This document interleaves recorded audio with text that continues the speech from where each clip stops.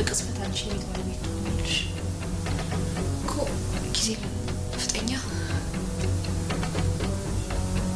ፍጠኛ። ሮዛ ህልሟ ቅዠት ሆኗል።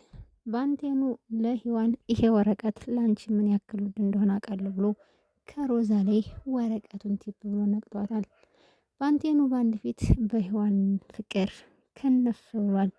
ሂዋን ራሷን አደጋ ላይ ጥላ ባንቴኑን ከስራ አስፈትተዋለች።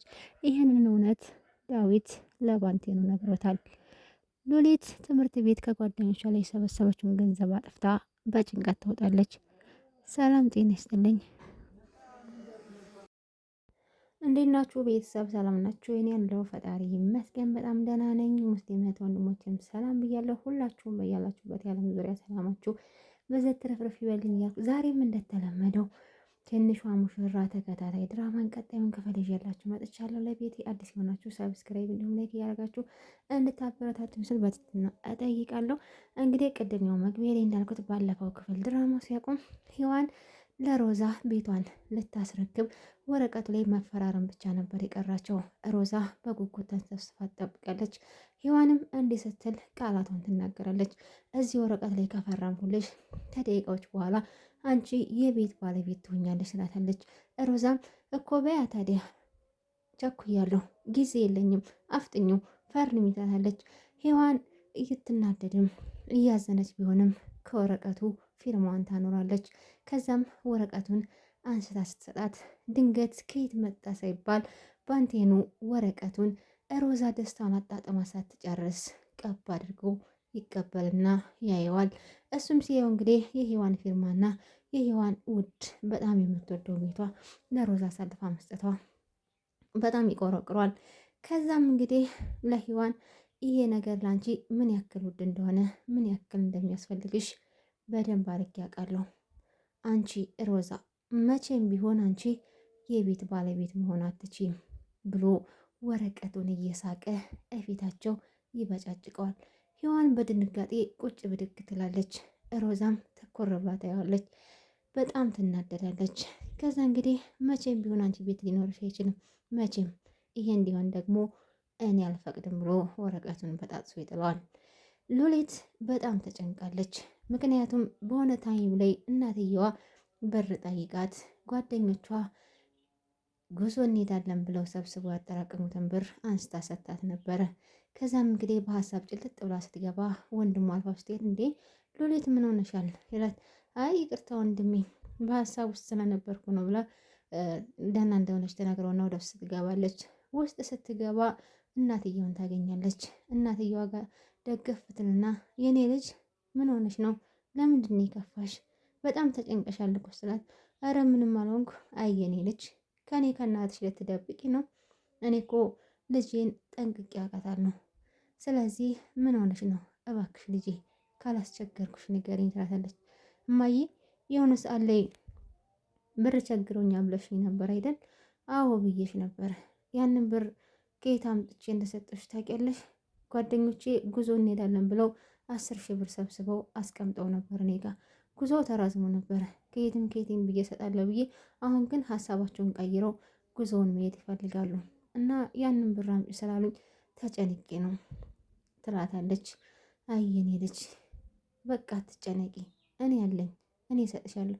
እንዲህ እማዬ ምንም ነገር እንደሌለሽ ወደ አዲስ አበባ ስትመጪ ሌቦች እንደዘረፉሽ ነግረሽኛል። አዎ ነግሬሻለሁ፣ ግን አለኝ እሰጥሻለሁ፣ አትጨነቂብኝ አበባዬ ትላታለች።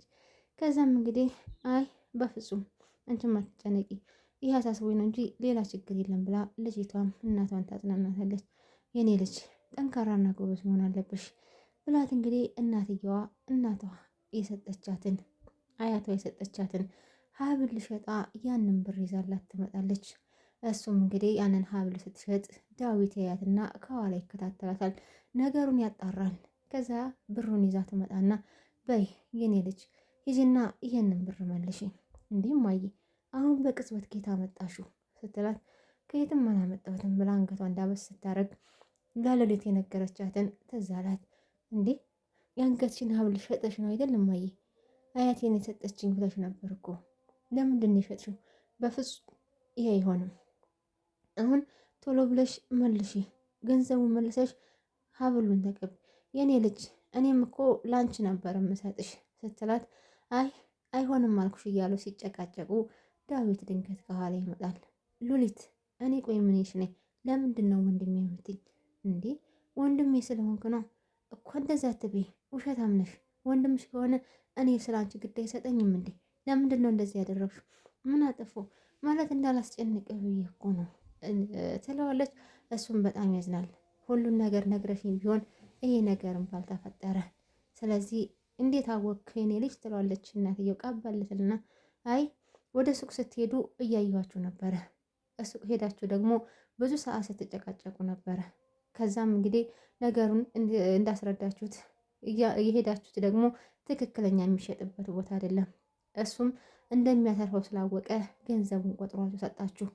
ከዛም እኔ እናንተ ስትሄዱ ተከትዬ እዳው ተከፍሏል። ለማንኛውም ግን ምንም ነገር ቢፈጠር ወንድምሽ ከሆንኩ ምንም ነገር ልትደብቅኝ አይገባም።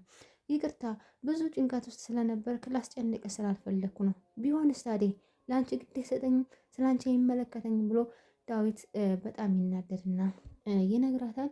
ከዛ እንግዲህ እዳው ተከፍሏል ብሎ ሀብሉን ይመልሳል።